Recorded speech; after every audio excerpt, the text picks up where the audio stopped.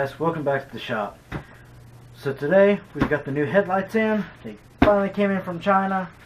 We're going to start unboxing them and working on getting them installed. So this is just a housing, and it's awfully messy. The packing they use is awful for this. And this stuff just gets absolutely everywhere. Don't need this. New headlights. Now I don't know what quality these are, so I have not really messed with them yet. To me, they don't really seem like they're as good a quality as the stock ones, but it's $130 from eBay, so yeah.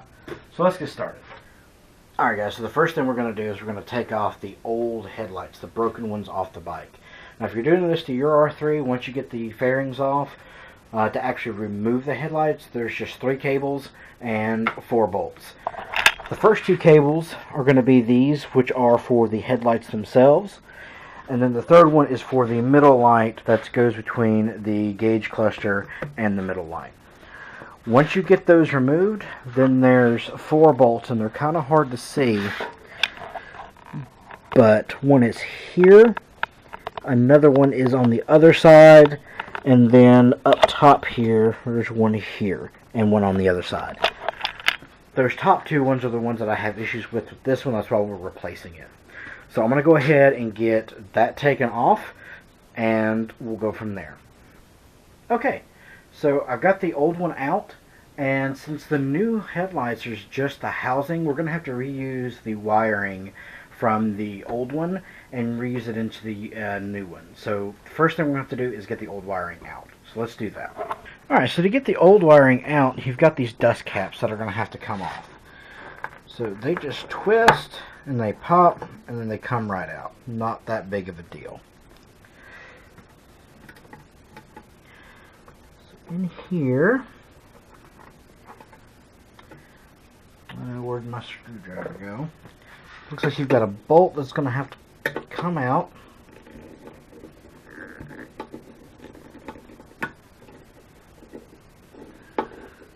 Now I'm not entirely sure how this process works, so there's going to be a little trial and error here. But y'all just bear with me while I figure this out.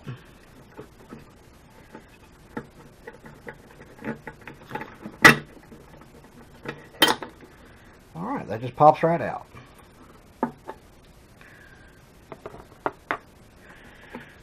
Okay. Got a little rubber grommet here.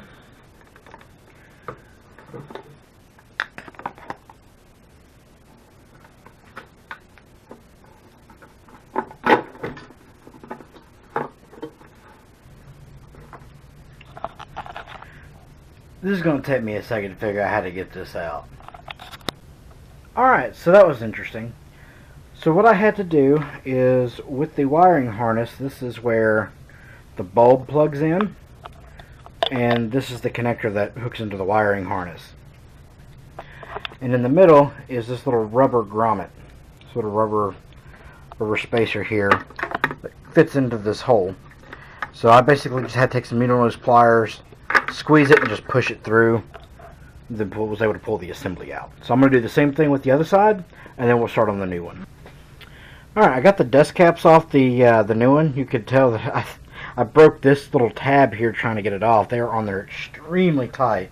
But that's okay, because if I want to, I could put the other ones back on. It really doesn't matter. Everything should fit the exact same way. This should be a direct replacement. At least in theory, anyway. Alright, so here we go. We've got our housing here. We've got our wiring. So what we're going to do is, I'm going to leave these bulbs in. And I'm going to keep the original ones as spares. Because, you know, why not? What we're going to do is we're going to start the wiring process. Alright. So here we go. So I'm just going to feed this wire up through here. Now this part's going to be a little tricky. Well, a good pair of needle nose is really important for these type of projects. See how easy that was with needle nose? I probably use those more than anything else in this shop. Alright, so Now, just going to pull this up and into place. Damn it. Alright, got a little overzealous. Gonna have to backtrack just a moment. Try to plunge that back in there.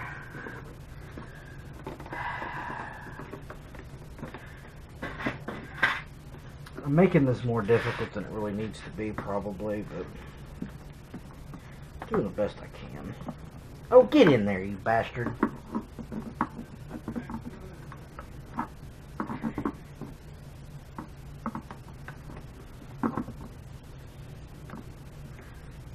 Alright, here we go.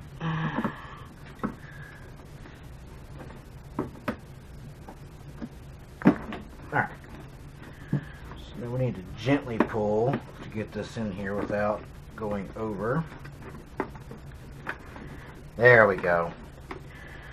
Now we're in there. So now all that's left to do is plug in to the headlight.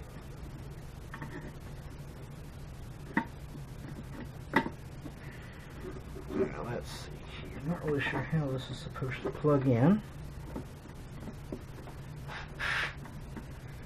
This way perhaps.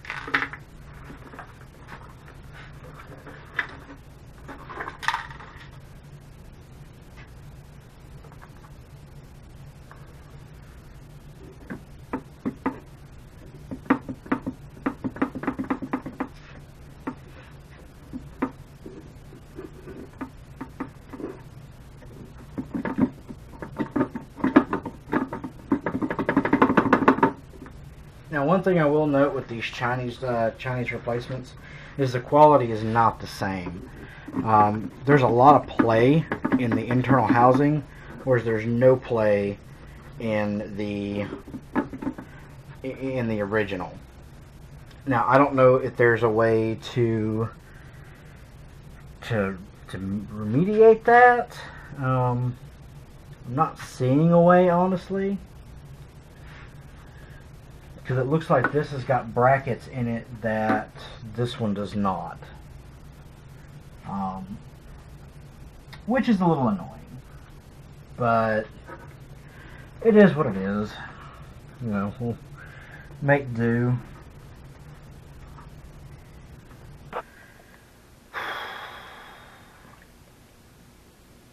Where do I begin?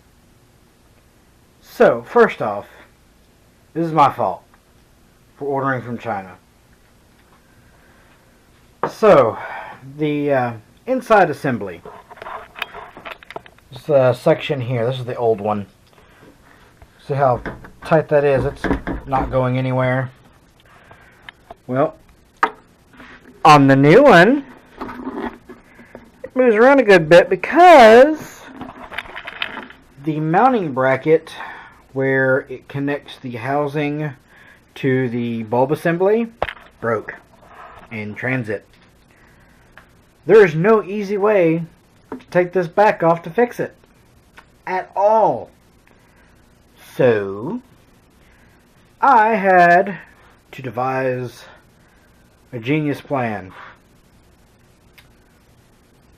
Well, I say it's a genius plan. It's one that should not have been necessary. What I ended up having to do, and I don't know if you guys will even be able to see it, but you see that little bolt right about there?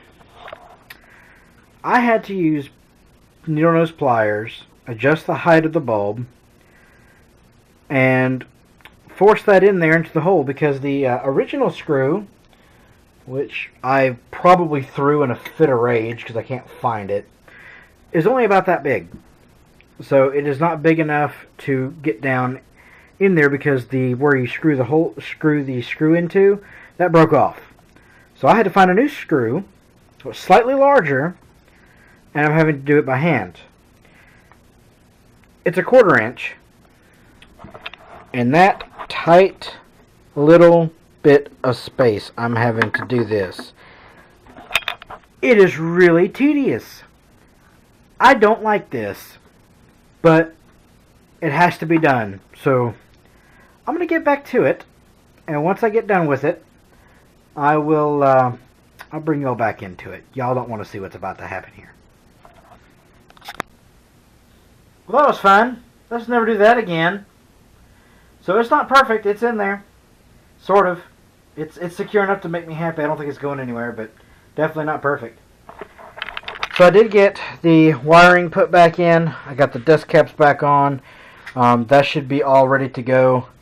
The only thing that I've got to do now is I've got to put the front fairing cover back on, and then we'll mount it up to the bike. So this should be a pretty quick little process. It's literally just one bolt, and we should be ready to rock and roll. So I'm going to go ahead and do that, and we'll go from there.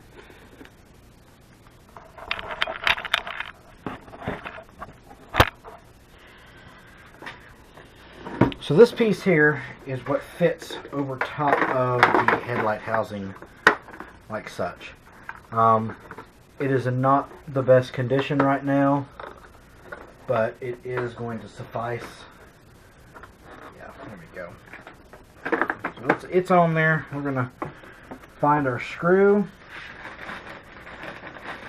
And we're going to drop her back in. It's actually be better if I would turn this around. There we go. So it's right in the center. Damn it.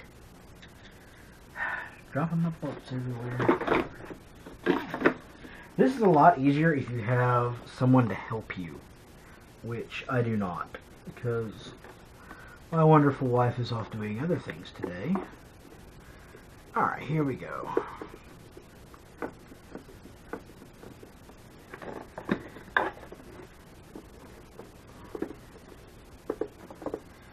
Alright, we're back in. Perfect. So for good measure, we're going to go ahead and put those bolts back in as well.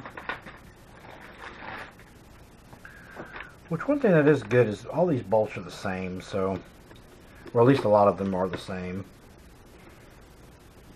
Yeah, see, there we go. Da-da-da. That's in. That is not the bolt that I need. This is the one that I need. That one's going to go up in this top corner.